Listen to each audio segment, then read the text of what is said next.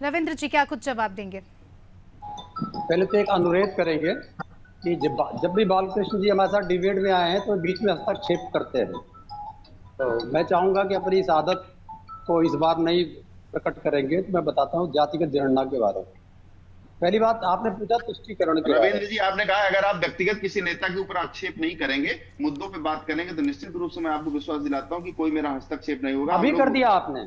अभी अभी मैंने शुरू नहीं किया तो अभी कर आपने, दिया क्योंकि चूंकि आपने। आपने मेरा नाम लिया तो मुझे बोलना पड़ेगा ना। ये आपने आप मेरा करते नाम रहे लिया। हैं। ये अभी भी करके समय वेस्ट नहीं, तो करना चाहते आप हैं। भी ये यदि भारतीय यदि आप भी किसी नेता के विरोध में वो जरूर ये बात भारतीय करेंगे, जनता पार्टी की भारतीय जनता रणनीति पार्टी का किसी हिस्सा है। सम्मानित नेता का नाम लेंगे आप, तो हमको बोलना पड़ेगा। मुद्दों पे बात आपने करेंगे तो मैं हमारे नहीं हमारे बोलूंगा। सारे सम्मानित नेताओं का नाम ले लिया। ये आपकी रणनीति का हिस्सा लेकिन है। हमने जनता हमने ठीक जानती है सम्मान है, के साथ मुद्दे पर दिया। कि आएंगे रविंद्र आप जी। लोग बालकृष्ण जी जवाब उनसे ले मानसिक लेंगे, रूप से आपने आरोप लगाए हैं तो जवाब भी एकदम लेना ही खाली हैं। पड़ेगा। ठीक है। बीच में बोलेंगे, बीच में बोलने किसी और कुछ भी नहीं है आपके पास में, क्योंकि आपके पास तर्क नहीं है, आपके पास ज्ञान नहीं है, इसलिए कहते हैं।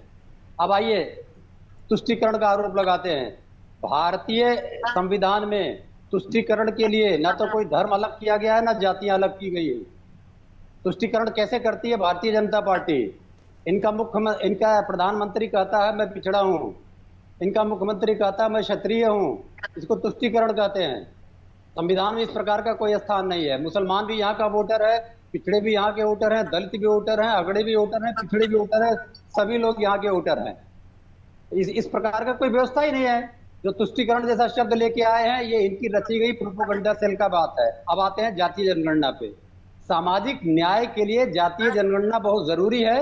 इसका उल्लेख संविधान के अनुच्छेद 340 में किया गया है, जो जातिगत जनगणना अलाउ करती है। जातियां भारतीय समाज का अभिन्न अंग हैं, जिनका उल्लेख हमारे पौराणिक ग्रंथों से लेकर संविधान तक में मिलता है और हर हालत में मिलता है। और उस कारण से जितने भी राज्य कल्याणकारी योजनाएं लाती है वो जाति आधारित लाती है। उसके लिए जातीय जनगणना बहुत जरूरी है। जातीय जनगणना नहीं होने के कारण, सामाजिक न्याय नहीं होने के कारण 10% के लोगों के हाथ में 55% संपदा चली गई। इसमें से 2% लोगों के हाथ में 27% संपदा चली गई। ये बीजेपी के शासनकाल में हुआ।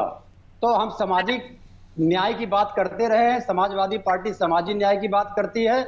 अब जातीय जनगणना छोड़ दीजिए, इतनी अयोग्य है भारतीय जनता पार्टी की सरकार, जनगणना ही नहीं करा पाई। पूरे विश्व का एक लोकतांत्रिक देश है जो अपनी जनगणना ही नहीं करा पाया पिछले 10 साल में। तो इनसे जातिगत जनगणना की अपेक्षा हम कहां कर सकते हैं? लेकिन हम जब आएंगे जरूर कराएंगे। ये हमारे परिवारवाद का संविधान, भी आरोप लग रहा है आप पर रविंद्र जी। परिवारवाद भारतीय समाज का एक अंग है। भारतीय जनता पार्टी की 54% जो उपस्थिति है वह परिवारवाद से है। हमारे परिवार में जो योग्य होगा वह किन्हीं भी परिस्थितियों में आगे बढ़ेगा, जो योग्य होगा नहीं आगे बढ़ेगा। इसके लिए संविधान में, इसके लिए चुनाव आयोग से किसी प्रकार का रोग नहीं है। ये इनका रोग है। योगी आदित्यनाथ भारत के सबसे बड़े परिवारवादी समाज से आते हैं, जो आजादी से पहले भी उनका परिवार राजनीति में था, आज भी वो राजनीति में है।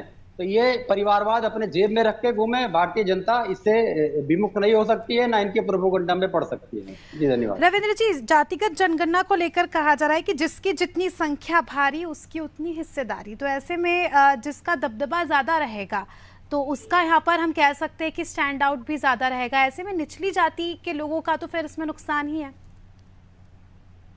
लेकिन निचली जाति जैसे करके कहीं उल्लेखित नहीं, निचली जाति जैसे करके कहीं भी उल्लेखित नहीं है।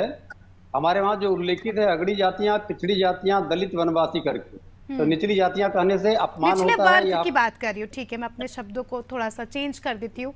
जिनकी संख्या कम है फिर उनके हिस्से का क्या? वो मान लेते हैं कोई जाति है ए, उनकी संख्या अगर 5% है तो 5% की अगर उनको भागीदारी मिलती है तो नुकसान क्या है इसमें? किसी प्रकार का नुकसान नहीं है।